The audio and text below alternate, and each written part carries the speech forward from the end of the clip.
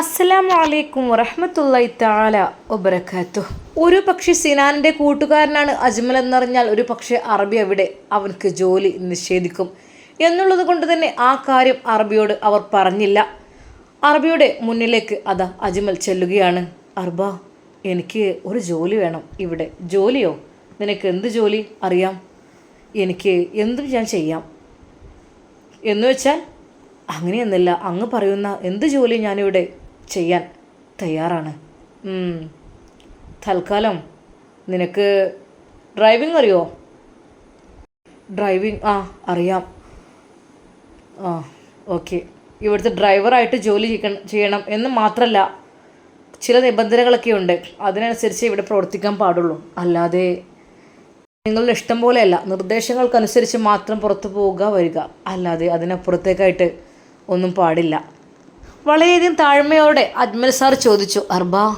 അർബാക്ക് എത്ര മക്കളാണ്? അദ്ദേഹം അജ്മലിനെ ഒന്ന് നോക്കി. എന്തിനാണ് അതെല്ലാം അറിയേണ്ടത് എന്നുള്ള ആവശ്യത്തിനാണോ എന്തെന്നറിയില്ല. സോറി, ഞാൻ വെറുതെ ഒന്ന് എനിക്ക് 3 മക്കളാണ്.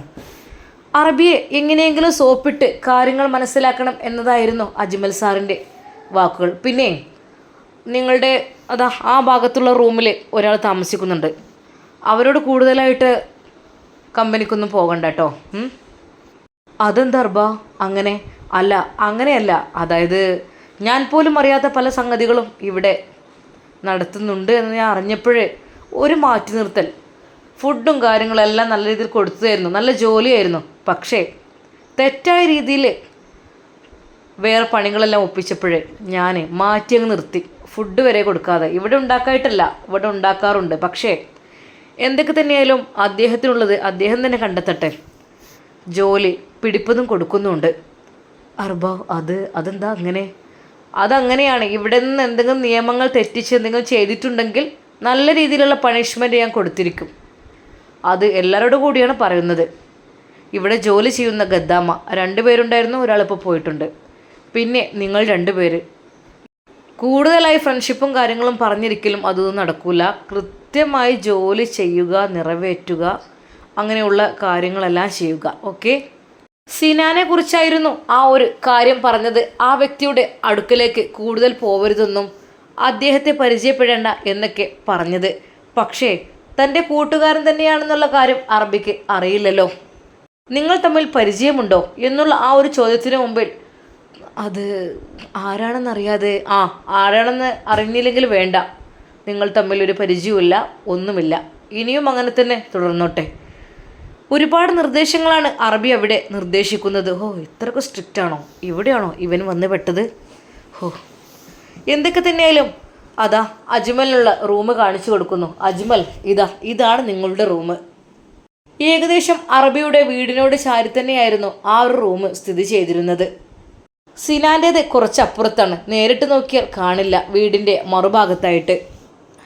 ചെറിയ മക്കളെ സ്കൂളിൽ കൊണ്ടുവിടണം, അതാണ് പ്രധാനപ്പെട്ട ഡ്യൂട്ടി. പിന്നെ അവരാ കറക്റ്റ് ടൈമിന് തിരിച്ചു കൊണ്ടുവരണം. അജ്മൽ സാർ ഡ്യൂട്ടിക്ക് ഒരുങ്ങുകയാണ്. അജ്മൽ, ഇതാണ് നിങ്ങൾക്ക് ഉപയോഗിക്കാനുള്ള വാഹനം. ഇതാണ്. കുട്ടികളെ കറക്റ്റ് ടൈമിന് കൊണ്ടുപോവുക, തിരിച്ചു കൊണ്ടുവരിക. അതുമാത്രമല്ല, ഞങ്ങൾക്ക് എന്തെങ്കിലും ആവശ്യമുണ്ടെങ്കിൽ ഞങ്ങളെ കൊണ്ടുവിടുക. അത് പിന്നെ കുറച്ച് കൂടെ ജോലിയൊക്കെ ഉണ്ടാവും. ഞാൻ പതിയെ പറഞ്ഞു തരാം. അനാവശ്യമായിട്ടോ അല്ലെങ്കിൽ വെറുതെ ആവശ്യമല്ലാതെ നിങ്ങളുടെ ഇഷ്ടത്തിന് പുറത്തു പോകാൻ യാതൊരു കാരണവശാലും ഇവിടെ അനുവദിക്കുന്നതല്ല. എന്തെങ്കിലും അർജൻറ്റായിട്ട് പോകണമെന്നുണ്ടെങ്കിൽ എന്നെ കണ്ട് സൈൻ ചെയ്തതിന് ശേഷം മാത്രം, അതും കൃത്യമായ സ്ഥലത്ത് കൃത്യസമയത്ത് എത്തണം. എത്തിയില്ല എന്നുണ്ടെങ്കിൽ അതിന് വേറെ ശിക്ഷയാണ്. അപ്പോൾ നോക്കിയും കണ്ടൊക്കെ നടന്നാൽ നിങ്ങൾക്ക് കൊള്ളാം. ഓക്കെ. അറബി വീണ്ടും വളരെയധികം കർശനമായാണ് അതെല്ലാം പറഞ്ഞത്. പടച്ചോനെ, സിനാൻ്റെ ഒരു കാര്യം, അവന് എന്താ ഇതിപ്പോൾ ഇങ്ങനെ? പിറ്റേ ദിവസം അതാ സ്കൂളിൽ പോകുവാൻ വേണ്ടി മക്കളൊരുങ്ങി. അറബി അജ്മലിനെ വിളിച്ചു. മക്കളെ, അവർ കാണിച്ചു തരും ലൊക്കേഷൻ, ഇതിനനുസരിച്ച് പോകുക. ഓക്കെ. അജ്മൽ സാറിൻ്റെ കൂടെ മക്കൾ കയറി. അജ്മൽ വാഹനമോടിച്ച് പോയിക്കൊണ്ടിരിക്കുകയാണ്. അറബി കുട്ടികളോട് എന്തെങ്കിലും പറയാൻ പാടുണ്ടോ? ഇല്ലേ, അതൊന്നും അറിയില്ല. കാരണം പേടിയാണ്. ഒന്നും ചോദിക്കാനും പറയാനൊന്നും പറ്റില്ല, പ്രശ്നമായിരിക്കും. എന്നാലും വെറുതെ ആ കണ്ണാടിയിലൂടെ അജ്മൽ നോക്കി. 2 പെൺകുട്ടികളാണ്. അവർ തുരുതുരെ സംസാരിക്കുന്നുണ്ട്. അജ്മൽ സാറിനെ അവർ വിളിക്കുകയാണ്. അതെ, ഞങ്ങളുടെ സ്കൂളിൻ്റെ ലൊക്കേഷൻ അത് വഴിയാണ് കേട്ടോ. ആ, ലൊക്കേഷൻ കാണുന്നുണ്ട്. എന്താ മക്കളുടെ പേര്? എൻ്റെ പേര് സൊഫ, അവൾ മറുവ. ഓ, നല്ല പേര്, മാഷാ അല്ലാ. അറബിയിൽ തന്നെ അത് പറഞ്ഞൊപ്പിക്കുന്നു. ആ കുട്ടികൾക്ക് മലയാളമൊന്നും അറിയില്ലല്ലോ, അതുകൊണ്ട് തന്നെ അജ്മൽ സാറ് എങ്ങനെയൊക്കെയോ ഓരോന്ന് ചോദിക്കുന്നു. മക്കൾ എത്രാം ക്ലാസ്സിൽ പഠിക്കുന്നത്? ഒരാൾ 5ാം ക്ലാസ്സിൽ പഠിക്കുന്നു, ഒരാൾ 7ാം ക്ലാസ്സിൽ പഠിക്കുന്നു. ആ, ഓക്കെ. മക്കളെ, ഇതാ എപ്പോഴും നിങ്ങൾ സ്കൂൾ വിടുക? 3 മണിക്കാണ് സ്കൂൾ വിടുക. ആ, ഓക്കെ. രാവിലെ 7 മണിക്ക് 7:30 തുടങ്ങൂല്ലേ? അതെ. അവരെ അതാ ആ സ്കൂളിൻ്റെ മുമ്പിൽ കൊണ്ടാക്കുന്നു. അവർ 2 പേരും സ്കൂളിലേക്ക് പോകുന്നു. അവർ പരസ്പരം പറഞ്ഞു, നല്ല ഡ്രൈവറല്ലേ? ആ, അവർ 2 പേരും കയറിപ്പോയി. അജ്മൽ നേരെ വീട്ടിലേക്ക്. കാരണം അവിടെ ഇവിടെ നിന്ന് ചുറ്റിക്കറങ്ങി നിൽക്കാനൊന്നും പറ്റില്ല. അറബി സമയം നോക്കി നിൽക്കുകയായിരിക്കും. പറയുന്ന പോലെ തന്നെ തിരിച്ചെത്തിയപ്പോൾ അറബി വീടിൻ്റെ മുമ്പിൽ വാച്ചിലേക്ക് നോക്കിയിരിക്കുകയാണ് അദ്ദേഹം. അജ്മൽ, 5 മിനിറ്റ് ലേറ്റായോ? ഈ സമയത്ത് തന്നെയല്ലേ? കറക്റ്റ് ടൈം പാലിക്കണം, അങ്ങോട്ടായാലും ഇങ്ങോട്ടായാലും. ഓക്കെ. പടച്ചോനെ, ഇവിടെ സിഗ്നലൊക്കെ എത്രയാണ്? ഈ സിഗ്നലൊക്കെ നിൽക്കുമ്പോൾ തന്നെ ടൈം ഒരുപാടാവുമല്ലോ. ഇയാൾക്കെന്താ അതൊന്നും അറിയില്ലേ എന്നുള്ള രീതിയിൽ അജ്മൽ വേഗം വണ്ടി ക്ലീൻ ചെയ്തിടും. ഒരു നിമിഷം, രാവിലെയല്ല ക്ലീനിങ് സിനാൻ ചെയ്തത്, ഇനിയും ഇപ്പോൾ ഇത് ചെയ്യണോ എന്നുള്ള രീതിയിൽ അവൻ മനസ്സിൽ വിചാരിച്ചു. പക്ഷെ പറയാൻ പറ്റില്ലല്ലോ. അപ്പോൾ തന്നെ വണ്ടി ക്ലീൻ ചെയ്തു. മക്കളെ കൊണ്ടുപോകാനാകുമ്പോഴത്തേക്കും വാഹനം ഫ്രഷ് ആൻഡ് ക്ലിയർ ആയിരിക്കണം. ഓക്കെ. പഠിച്ചോനെ, എന്തൊക്കെയോ പ്ലാനിങ് ആയിരുന്നു. സിനാനെ അവിടുന്ന് പറഞ്ഞേക്കണം എന്നൊക്കെയാണ് വിചാരിച്ചത്. ചോദിച്ചു നോക്കട്ടെ. സിനാൻ ഇവിടുന്ന് അങ്ങോട്ട് രക്ഷപ്പെട്ട് അവൻ നേരെ മുഹ്സിയുടെ അരികിലേക്ക് എത്തട്ടെ. അതാണ് എൻ്റെ ആഗ്രഹം. എന്തിനപ്പോൾ സിനാൻ്റെ വാഹനം കഴുകുന്ന ക്ലീൻ ചെയ്യുന്ന ജോലി ഞാനതങ്ങ് ഏറ്റെടുത്തോളാം. അറബിയോട് കാര്യങ്ങൾ പറയണം. വളരെയധികം വിനയത്തോടെ അറബിയുടെ അരികിലേക്ക് ചെല്ലുകയാണ്. അർബ, വളരെയധികം താഴ്ന്നു കൂഴുന്ന അവൻ്റെ സംസാരം. ആ, അജ്മൽ, അതായത് എനിക്കൊരു കാര്യം. എന്ത് കാര്യം? എനിക്കൊരു കാര്യം പറയാനുള്ളതെന്ന് വെച്ചാൽ, ഇവിടെ 2 ജോലിക്കാരെ ആവശ്യമുണ്ടോ? അജ്മൽ എന്താണ് ഉദ്ദേശിക്കുന്നത്? അല്ല, ഇവിടെ ഗദ്ദാമകളൊക്കെ ഉണ്ടെന്ന് കേട്ടു. പക്ഷേ അതല്ല, ഈ ഒരു വീട്ടിലെ ജോലി കാര്യങ്ങളൊക്കെ നോക്കാനിപ്പോൾ ഞാൻ പോരെ? അജ്മൽ എന്താ ഉദ്ദേശിച്ചത്? അല്ല, വാഹനം ഞാൻ തന്നെയാണ് യൂസ് ചെയ്യുന്നത്, ഞാൻ കഴുകുന്നു. പിന്നെ വേണമെന്നുണ്ടെങ്കിൽ ബാക്കിയുള്ള വാഹനങ്ങൾ ഈ ഒരു ഫ്രീ ടൈമിൽ ഞാൻ കഴുകിയിടാം. നിങ്ങൾ ഏത് ഇഷ്ടമുള്ള കൊണ്ടുപോകുന്ന വെച്ചാൽ. പിന്നെ ഇവിടെ ക്ലീനിങ്, രാവിലെ മക്കളെ കൊണ്ടായി കഴിഞ്ഞാൽ എനിക്ക് കാര്യമായിട്ട് ഡ്യൂട്ടി ഇല്ലല്ലോ. പിന്നെ വൈകുന്നേരം വരെ ഞാൻ ഫ്രീ അല്ലേ. അപ്പോൾ അതുകൊണ്ട് ഞാൻ ഇവിടുത്തെ ക്ലീനിങ്ങും കാര്യങ്ങളും ഞാൻ തന്നെ ചെയ്തോളാം. എങ്ങനെയെങ്കിലും സിനാനെ അവിടെ നിന്ന് രക്ഷിക്കണം എന്നത് മാത്രമായിരുന്നു അജ്മലിൻ്റെ മനസ്സിൽ. നിങ്ങൾ എന്താ ഉദ്ദേശിക്കുന്നത്? നിങ്ങൾക്ക് ഞാൻ ഒരു ജോലി തന്നിട്ടുണ്ട്, അതിനപ്പുറത്തേക്കായിട്ട് നിങ്ങളൊന്നും ചെയ്യണമെന്നില്ല. അത് കറക്റ്റായിട്ട് ചെയ്യുക എന്നത് മാത്രമാണ് നിങ്ങൾക്കുള്ള ജോലി. അറബിയുടെ ആ ഒരു വാക്ക് അയാൾ ഒരു നിമിഷം ഒന്നും മിണ്ടാതെ നിന്നു. പഠിച്ചോനെ, ഇതിപ്പോൾ അല്ല അർബ, ഞാനതല്ല ഉദ്ദേശിച്ചത്. ഇവിടെ ഒരു ജോലിക്കാരൻ തന്നെ പോരെ, ഞാൻ തന്നെ എല്ലാം ചെയ്യാമെന്നാണ് പറഞ്ഞത്. എന്ന് കരുതി അത് അപ്പുറത്തൊരാളുണ്ടെന്ന് പറഞ്ഞല്ലോ നിങ്ങൾ, അയാളങ്ങ് പറഞ്ഞയച്ചുവിടുന്നാൽ. എന്തൊക്കെ തന്നെയാലും എനിക്ക് ഇവിടെ എല്ലാം അലൗഡാണല്ലോ. ഞാനല്ലോ കുട്ടികളെ കൊണ്ടുപോലും കൊണ്ടാക്കലും ക്ലീനിങ്ങും കാര്യങ്ങളൊക്കെ. പിന്നെ അദ്ദേഹത്തിന് വെറുതെ അതവനൊരു പണിഷ്മെൻറ്റ് കൊടുത്തതാണ്. അവന് നല്ല രീതിയിൽ ഞാൻ പണിഷ്മെൻറ്റ് കൊടുത്തിട്ടുണ്ട്. അതാണ് പറഞ്ഞത്, നോക്കിയും കണ്ടു നിന്നിട്ടില്ലെങ്കിൽ എന്തെങ്കിലുമൊക്കെ ആയി മാറും, അതാണ് പറഞ്ഞത്. അപ്പോൾ എന്താ നിങ്ങൾക്ക് എന്തെങ്കിലും പറയാനുണ്ടോ ഇതിനെക്കുറിച്ച്? ചെയ്യുന്ന പണി വളരെയധികം കൃത്യമായും വ്യക്തമായും ചെയ്യുക. പിന്നെ വേണ്ടാത്തതിലേക്കൊന്നും പ്രവേശിക്കാതിരിക്കുക, അതേ പറയുവാനുള്ളൂ. ഓക്കെ. അറബിയുടെ ആ ഒരു വാക്ക്, അതെ, അത് ശരിക്കും അജ്മൽ സാറിന് കേട്ടപ്പോൾ എന്തൊക്കെയോ ദുരൂഹതകൾ ഉള്ളതായിട്ട് തോന്നി. അല്ലെങ്കിൽ വേണ്ടാത്തതായിട്ട് ഇവിടെ എന്താ ഉള്ളത്? അപ്പോഴെന്നെ മനസ്സിലാക്കാം എന്തൊക്കെയോ ചതികൾ ഉള്ളിലുണ്ടെന്ന്. എന്നാൽ ഈ സമയം അതാ അറബിയുടെ ഭാര്യ. അതെ, ആരാണ് പുതിയ ജോലിക്കാരൻ? അജ്മലാണ് മക്കളെ കൊണ്ടുവിട്ടത്. എന്താ, മറ്റാളുമായി എന്തെങ്കിലും ബന്ധം ഉണ്ടോ? അതൊന്നുമില്ല, അവർ തമ്മിലൊരു പരിചയമില്ല. എന്നാൽ പിന്നെ അങ്ങനെ തന്നെ നിൽക്കട്ടെ. അവന് ഡ്രൈവിംഗ് ആണ് ഇവിടെ ജോലി കൊടുത്തിട്ടുള്ളത്. മാത്രമല്ല കിച്ചണിലേക്കുള്ള പർച്ചേസിങ് കാര്യങ്ങളെല്ലാം അതവനക്ക് കൊടുക്കണം. അത് തൽക്കാലം അറിയട്ടെ, ആളെ ഒന്ന് അറിയട്ടെ, എന്നിട്ട് അതിനനുസരിച്ച്. എന്നാൽ ഈ സമയം അതാ തടവിൽ കഴിയുന്ന ഹംദയുടെ അരികിലേക്ക് എളാമ വരുന്നു. എന്താ ഹംദ, പുറം ലോകം കാണാതായിട്ട് എന്തെങ്കിലും നിനക്ക് തോന്നുന്നുണ്ടോ? ചെയ്ത തെറ്റിന് അപ്പോൾ തന്നെ ശിക്ഷ തന്നില്ലെങ്കിലേ നിങ്ങളെയൊക്കെ തലയിലേക്ക് അങ്ങോട്ട് കയറും. അത് എളാമ, ഞാൻ ഒന്നും. പിന്നെന്താ, നീ അയാളുടെ അരികിലേക്ക് എന്തിനാ പോയത്? ഒന്നുമില്ല, അത് ഭക്ഷണം ഞാൻ കഴിച്ചത് വെറുതെ വേസ്റ്റ് ആക്കണ്ടല്ലോ എന്ന് കരുതിയിട്ട്. അങ്ങനെ പോകാൻ പാടില്ലല്ലോ. അങ്ങനെ പോയി എന്തെങ്കിലുമൊക്കെ അറിഞ്ഞിട്ട് എന്തെങ്കിലും ഒന്ന് ചെയ്യാൻ മടിക്കൂല. പിന്നെ നീ ചെയ്തത് വലിയ തെറ്റാണ്, അങ്ങനെ ഒരിക്കലും ചെയ്യാൻ പാടില്ല. എന്തെല്ലാം നടന്നതെന്ന് അറിയോ? എളാമ്മ, ഇല്ല, ഒരിക്കലും ഇല്ല, ഞാൻ അങ്ങനെയൊന്നും. പിന്നെ എന്ത് കാര്യത്തിന് വേണ്ടിയിട്ടാണ് അവൻ്റെ അരികിലേക്ക് പോയത്? അവനവിടെ തടവിൽ വെച്ചപ്പോൾ തന്നെ അവനും വെച്ചിക്കണത്. അവന് നല്ല രീതിയിൽ പണിഷ്മെൻറ്റ് കൊടുത്തിട്ടുമുണ്ട്. ഇനി എങ്ങനെ അങ്ങനെയുള്ള പ്രവർത്തികൾക്ക് നീ നിന്ന് കഴിഞ്ഞാൽ അവന് ഞാൻ മാത്രമല്ല നിന്നെ കൂടെ നല്ല പണി തന്നെ വിടും. പറഞ്ഞില്ലെന്ന് വേണ്ട. എളാമ, എന്നെ വേണമെങ്കിൽ എന്തും ചെയ്തോളൂ.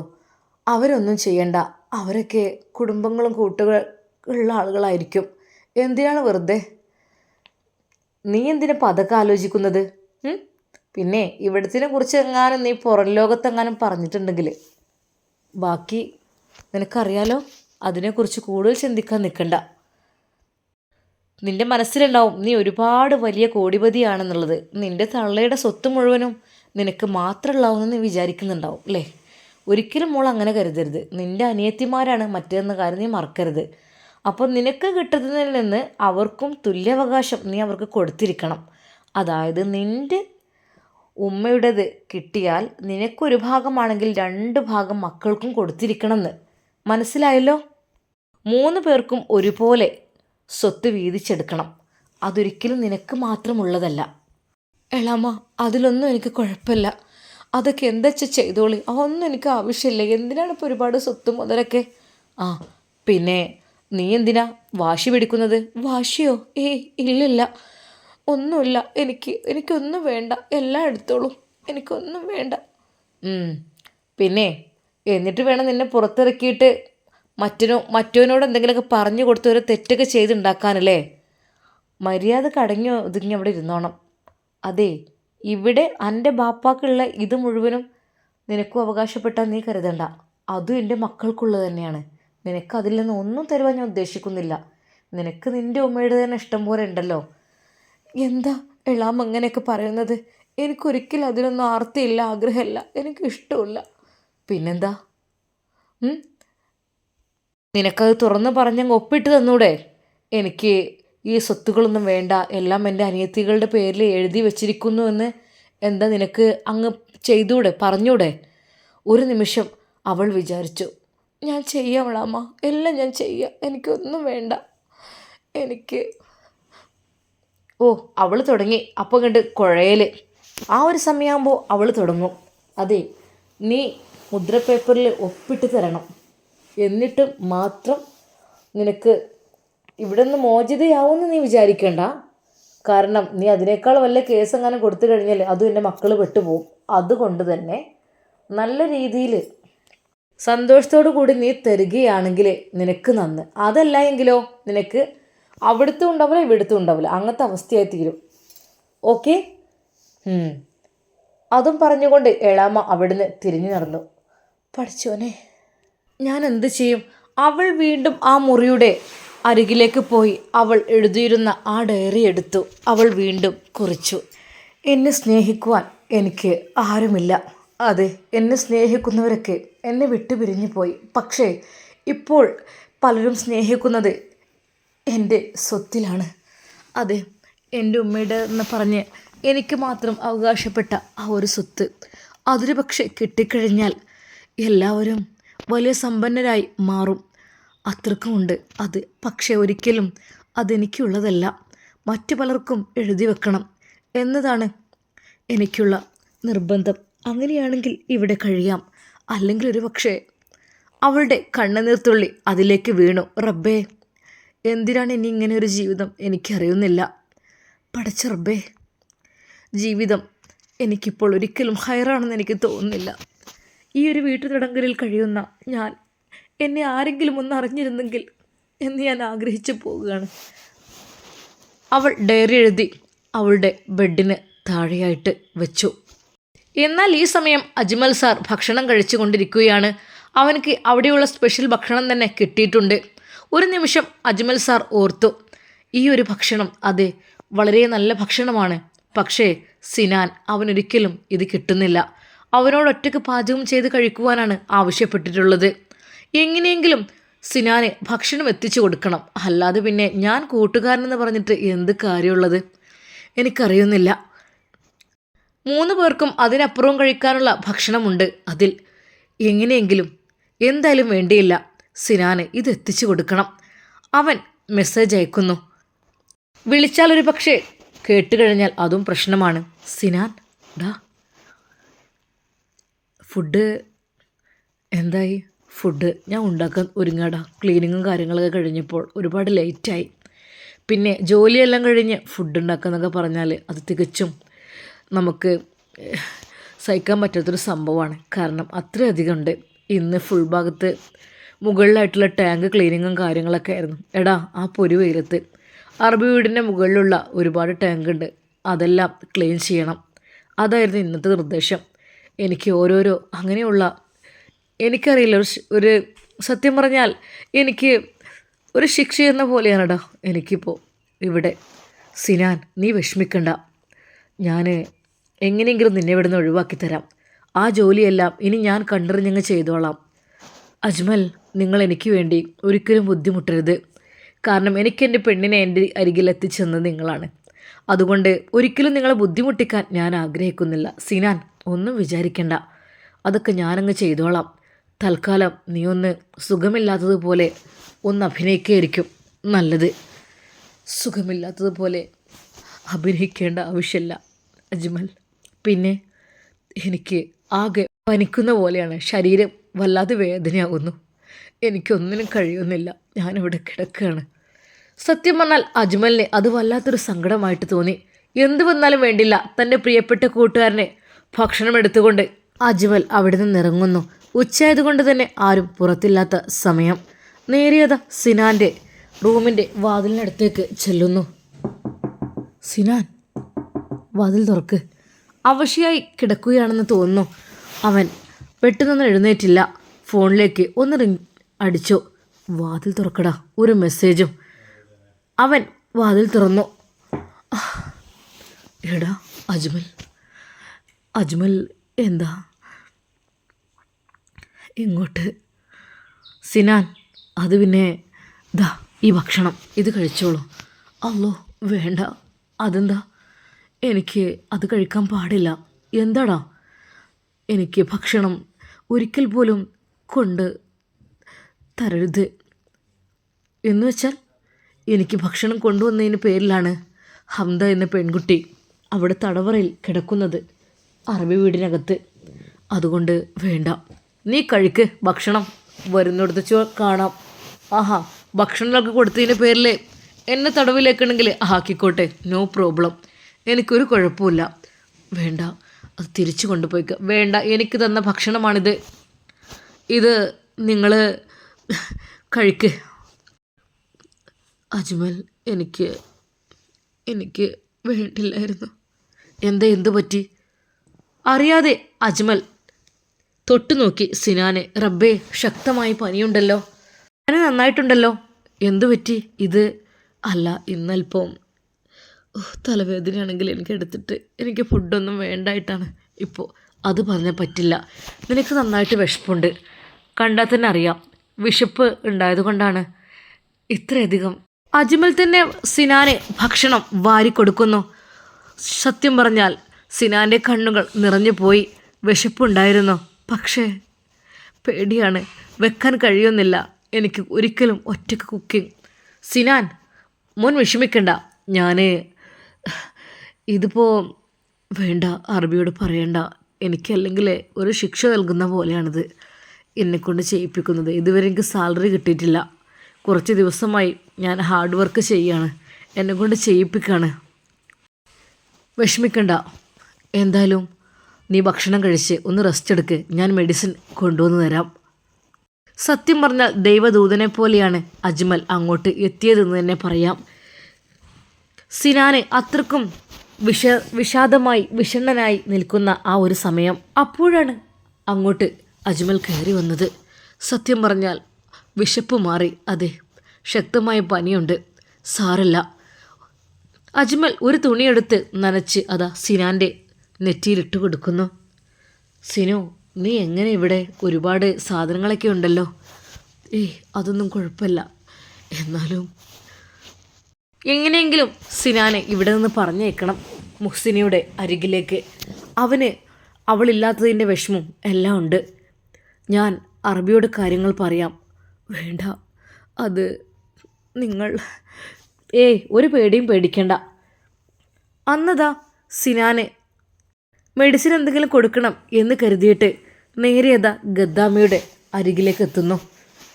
അതെ, കുറച്ച് ചുക്ക് കാപ്പി വേണം. ചുക്ക് കാപ്പിയോ? അതെ, കുറച്ച് കൂടുതൽ കുരുമുളകും ഇഞ്ചിയും ഒക്കെ ഇട്ട് തിളപ്പിച്ച് നല്ല രീതിയിലുണ്ടാക്കിയ ഒരു ചുക്ക് കാപ്പി. എന്താ, പനിയുണ്ടോ? അതെ, പനിയാണ്. പെട്ടെന്ന് തന്നെ ഗദ്ദാമ്മ അത് നല്ല രീതിയിൽ തിളപ്പിക്കുന്നു.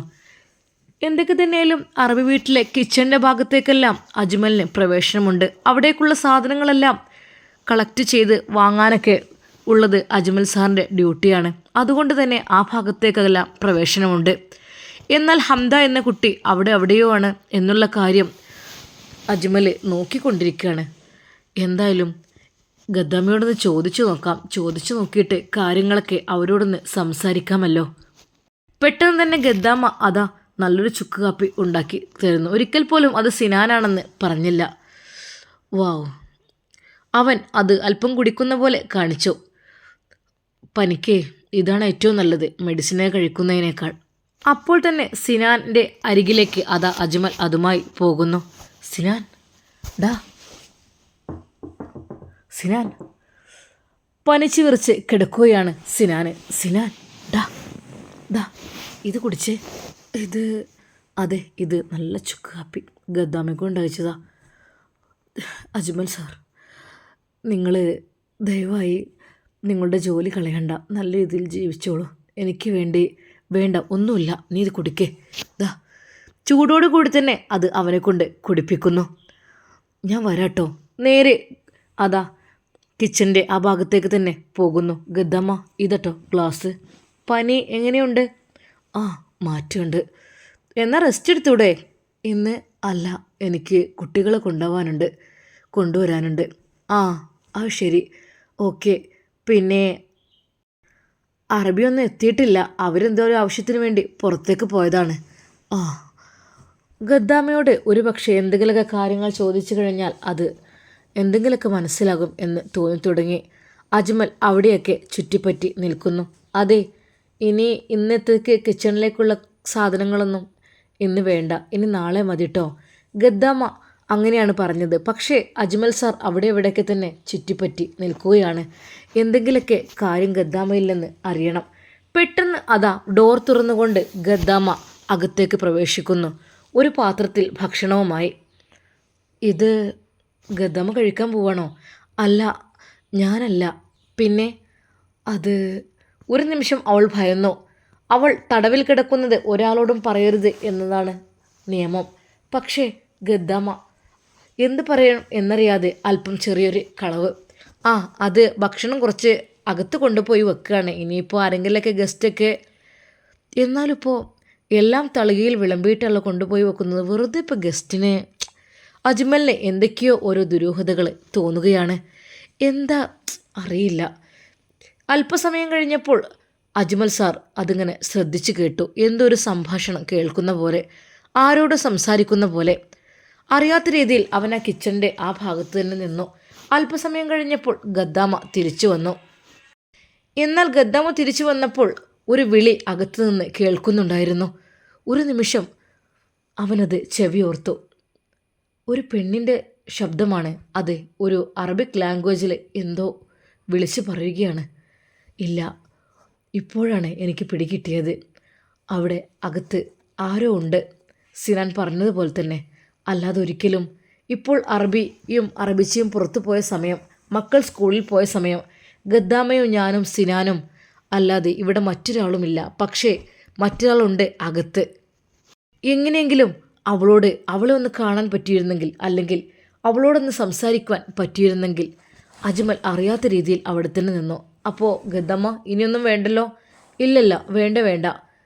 കുട്ടികൾക്ക് ഇനി സ്കൂൾ വിട്ടു വരുമ്പോഴേക്കുള്ള ഫുഡും കാര്യങ്ങളൊക്കെയാണ് ഞാൻ ഉണ്ടാക്കാൻ പോകുന്നത്. അപ്പോൾ നേരത്തെ കൊണ്ടുപോയ ഫുഡ്? ഒരു നിമിഷം ഗദ്ദാമ മൗനം പാലിച്ചു. ഞാൻ പറഞ്ഞല്ലോ അതിനെക്കുറിച്ച് അവർക്ക് വിശദീകരിക്കാൻ ഭയമായിരുന്നു. പക്ഷേ എങ്ങനെയെങ്കിലും ഹംദയെ കണ്ടുപിടിക്കണം എന്നുള്ള വാശിയായിരുന്നു അജ്മലിനുണ്ടായിരുന്നത്. അതെ, മേഡവും അറബിയും ഒപ്പം തിരിച്ചു വരും. അപ്പോഴേക്കും നിങ്ങൾ ഈ ഭാഗത്തുനിന്ന് പോയിക്കോളൂ. ഗദ്ദാമയുടെ ആ വാക്ക്. അതെന്താ? ഗദ്ദാമക്ക് എന്നെ ഭയമാണോ? ഭയമായിട്ടല്ല, അത് അവൾ എന്തൊക്കെയോ മറക്കുന്നുണ്ട് എന്നുള്ള കാര്യം മനസ്സിലായി. അതെ, ആർക്കോ ഭക്ഷണം കൊണ്ടുപോയി കൊടുത്തിട്ടുണ്ട്. വീണ്ടും അവിടെ നിന്ന് അത് ഒരു വിളി സംസാരം കേൾക്കുന്നു. ഭക്ഷണം കഴിഞ്ഞു എന്നുള്ളതായിരിക്കാം ഒരു പക്ഷേ. അപ്പോൾ തന്നെ ഗദ്ദാമ അകത്തേക്ക് പോയി. അജ്മൽ അല്പം അവിടെ നിന്ന് മാറി നിന്നു. തിരിച്ചു കൊണ്ടുവന്നത് പകുതിയെടുത്ത ഭക്ഷണം, അതിൻ്റെ പ്ലേറ്റുകൾ, അതിൻ്റെ ബാക്കി. അതെ, ആരോ കഴിച്ച പോലെ തന്നെയാണ് ആ ഒരു ഭക്ഷണത്തിൻ്റെ തളിക കണ്ടിട്ട് തോന്നുന്നത്. അറിയാത്ത രീതിയിൽ അജ്മൽ ചോദിച്ചു, അല്ല ഗസ്റ്റ് എന്താ എപ്പോഴും വരിക? അത് അവൾ അവിടെ കിടന്ന് എന്ത് പറയണമെന്നറിയാതെ ഒരു നിമിഷം പുളയുകയാണ്. അല്ല, ഞാൻ വെറുതെ ചോദിച്ചതാണ്. ഗദ്ദാമയുടെ പരിഭ്രമം കണ്ടിട്ട് അജ്മലിന് അതാണ് തോന്നിയത്. എന്തായാവോ സിനാൻ്റെ അവസ്ഥ. നേരെ സിനാൻ്റെ റൂമിലേക്ക് പോകുന്നു. സിനാൻ, എടാ, ഞാൻ പതുക്കെ എഴുന്നേൽക്കണേ. എന്താ സിന? എനിക്ക് കുറച്ച് ക്ലീനിങ്ങിൻ്റെ ജോലിയൊക്കെ ബാക്കിയുണ്ട്. എന്ത്? ഇനി എന്താ? എന്നാലും ഇപ്പോൾ അവർ വരും. പിന്നെ വന്നതിന് ശേഷം അതൊക്കെ ചെയ്യാനുണ്ട്. എനിക്കാണെങ്കിൽ മേലനങ്ങാൻ. അത് സാരല്ല. ഇന്നത്തെ സിനാൻ്റെ ജോലി മുഴുവൻ ഞാൻ ഏറ്റെടുത്തോളാം. സിനാൻ അവിടെ കിടക്ക്. നിന്നെ അറബി വന്ന് വിളിക്കും. നീ പറയണം, എനിക്ക് പനിയാണ്, എനിക്ക് കഴിയുന്നില്ലെന്ന്. കുറവുണ്ടോ? കുറവുണ്ട്, പക്ഷേ ശരീരം ആകെ വേദനയാകുന്നു. അത് സാരില്ലടാ, ഒക്കെ ശരിയാവും കേട്ടോ. ഡോക്ടർ അറബി വന്നിട്ട് നമുക്ക് ഡോക്ടറെ അടുത്തുനിന്ന് പോകാം കേട്ടോ. അതായിരിക്കും നല്ലത്. ഞാൻ എന്നാൽ മക്കളെ കൊണ്ടുവരാൻ പോട്ടെ. അപ്പോൾ തന്നെ അജ്മൽ അതാ വണ്ടി സ്റ്റാർട്ട് ചെയ്തു നേരെ സ്കൂളിലേക്ക് തിരിച്ചു. കറക്റ്റ് ടൈമാണ് പറഞ്ഞത്. ആ ഒരു ടൈമിനുള്ളിൽ അവിടെ എത്തണം, ഇവിടെ എത്തണം, അങ്ങനെയൊക്കെയാണ്. എന്തൊരു കർശനം. ഇവിടെയാണെങ്കിൽ കാര്യമായിട്ട് ട്രാഫിക്കും ഉണ്ടാകും. ആ ടൈം കഴിയാതെ പോകാനും പറ്റില്ലല്ലോ. എന്തൊക്കെ തന്നെയാലും ആ ഒരു യാത്രക്കിടയിൽ പലതും അജ്മൽ ആലോചിച്ചു. എങ്ങനെയെങ്കിലും അകത്ത് കിടക്കുന്ന ആളെ രക്ഷിക്കണം. അത് മാത്രമായിരുന്നു അവൻ്റെ ചിന്ത. അല്പസമയത്തെ യാത്രയ്ക്ക് ശേഷം അതാ ആ ഒരു സ്കൂളിൻ്റെ പടിവാതിൽക്കൽ അജ്മൽ എത്തുന്നു. 2 കുട്ടികൾ ഓടി വരുന്നു. ഡ്രൈവർ സാറേ എന്ന് പറഞ്ഞ് അവർ നേരെ അകത്തേക്ക്. അവരുടെ വണ്ടി കണ്ടപ്പോൾ തന്നെ മക്കൾക്ക് മനസ്സിലായി. അവർ 2 പേരും വാഹനത്തിൽ കയറി. ഡ്രൈവർ വന്നിട്ട് കുറേ സമയമായോ? ഇല്ല, ഞാൻ ഇപ്പോഴെത്തിയിട്ടേ ഉള്ളൂ. എന്നാൽ നമുക്ക് പോകാം. പോകാലോ. അങ്ങനെ അവർ 2 പേരും വണ്ടിയിൽ കയറി. മക്കള് 2 മക്കളാണല്ലേ നിങ്ങളും ഉമ്മാക്കും ഉപ്പാക്കും ഉള്ളത്? അല്ല, ഞങ്ങളും ഉമ്മാക്കും ഉപ്പാക്കും ഒരു മോള് കൂടെയുണ്ട്. വലിയ മോളാണ്. ഇത്താത്തയാണോ നിങ്ങളെ? അതെ, ഇത്താത്തയാണ്. ഇത്താത്ത എവിടെ? ഇത്താത്ത വീട്ടിലുണ്ട്. ഇത്താത്തക്ക് എന്ത് ജോലി? ഒന്നുമില്ല. പഠിക്കുകയാണോ? അല്ല. പിന്നെന്താ? ഇത്താത്ത വെറുതെ ഇരിക്കുകയാണ്. ഓഹോ, എന്ത് നിങ്ങൾ ഇത്താത്തയെ അങ്ങോട്ടും കൊണ്ടുപോകാത്ത? ഇത്താത്തയെ കൊണ്ടുപോകാൻ ഉമ്മച്ചി സമ്മതിക്കില്ലല്ലോ. അതെന്താ? അത് ഞങ്ങളോട് പറഞ്ഞിട്ടുണ്ട് ഇത്താത്തയോട് വല്ലാതെ കൂട്ടുകൂടാൻ പോകരുതെന്ന്. പിന്നെ ഇത്താത്ത ഉമ്മച്ചിൻ്റെ കുട്ടിയല്ല എന്ന് പറഞ്ഞു തന്നിട്ടുണ്ട്. അത് ഉപ്പച്ചിൻ്റെ മാത്രം കുട്ടിയാണെന്ന്. ഒരു നിമിഷം ആ മക്കളുടെ വായിൽ നിന്ന് കേട്ട ആ വാക്ക് കേട്ട് അജ്മൽ ഞെട്ടിപ്പോയി. റബ്ബേ, കുട്ടികൾക്ക് വരെ ആ ഒരു അത് പറഞ്ഞ് മനസ്സിലാക്കി കൊടുത്തിട്ടുണ്ട്. എന്താ റബ്ബേ ഇവരുടെയൊക്കെ സ്ഥിതി? പാവം. അല്ല, എന്ത് ഇത്താത്തയുടെ പേര്? ഇത്താത്തയുടെ പേര് ഹംദ. ഓ, ഹംദ. അപ്പം നിങ്ങൾ ചെയ്യുന്നത് ശരിയല്ലല്ലോ മക്കളെ. ഞങ്ങൾക്ക് ഇഷ്ടമാണ് ഇത്താത്തയെ, പക്ഷെ ഉമ്മച്ചി വിടൂല. ഉമ്മച്ചി ഞങ്ങൾ ഇത്താത്തയുടെ അരികിലേക്ക് സമ്മതിക്കൂല പോവാൻ. സത്യം പറഞ്ഞാൽ അജ്മലിൻ്റെ കണ്ണുകൾ നിറഞ്ഞുപോയി. റബ്ബേ, ഇങ്ങനെയും അറിയപ്പെടാത്ത എത്രയോ ജന്മങ്ങൾ അകത്ത് കിടക്കുന്നുണ്ടാകും. ഹംദയെ രക്ഷിച്ചേ തീരൂ. അല്ലാതെ ഇപ്പം ഞാനിവിടെ എന്തിനാ കയറിക്കൂടിയത്? ഇതിനു വേണ്ടി മാത്രമാണ്. അല്ലാതെ ഒരിക്കൽ പോലും ജോലിക്ക് വേണ്ടി ഒന്നുമല്ല. ഞാനൊരു ഗവൺമെൻറ് ഉദ്യോഗസ്ഥനാണ്. എനിക്ക് നാട്ടിൽ പോയാലും ജോലി കിട്ടും. എനിക്ക് എൻ്റെ സ്കൂളിൽ കയറാം. ലീവ് എടുത്തതാണ് ഞാൻ. അതൊന്നും നോ പ്രോബ്ലം. അതൊന്നും കുഴപ്പമില്ല. ഹംദ, എങ്ങനെയെങ്കിലും അവളെ രക്ഷിക്കണം. അതിനുവേണ്ടി എന്തെങ്കിലും പറ്റിപ്പറഞ്ഞുകൂടി ഗദ്ദാമയുടെ അരികിലെത്തണം. എത്തിയിട്ട് കാര്യങ്ങളെല്ലാം ചോദിച്ച് പറ്റുമെങ്കിൽ മനസ്സിലാക്കണം. അവളെ പുറത്തേക്ക് കൊണ്ടുവരണം. അതുമാത്രമായിരുന്നു അജ്മൽ സാറിൻ്റെ ചിന്തകൾ. ഇൻഷാ അല്ലാ അജ്മൽ സാർ ഹംദയെ രക്ഷിക്കുമോ? ഒരു പക്ഷേ അതെങ്ങാനും അറബി അറിഞ്ഞാൽ എന്തായിരിക്കും അജ്മൽ സാറിൻ്റെ ജീവിതം? എങ്ങനെയായിരിക്കും? നമുക്ക് കാത്തിരുന്ന് കാണാം. അതുവരേക്കും എല്ലാവർക്കും അസ്സലാമു അലൈക്കും വറഹ്മത്തുള്ളാഹി തആല വബറകാതുഹു.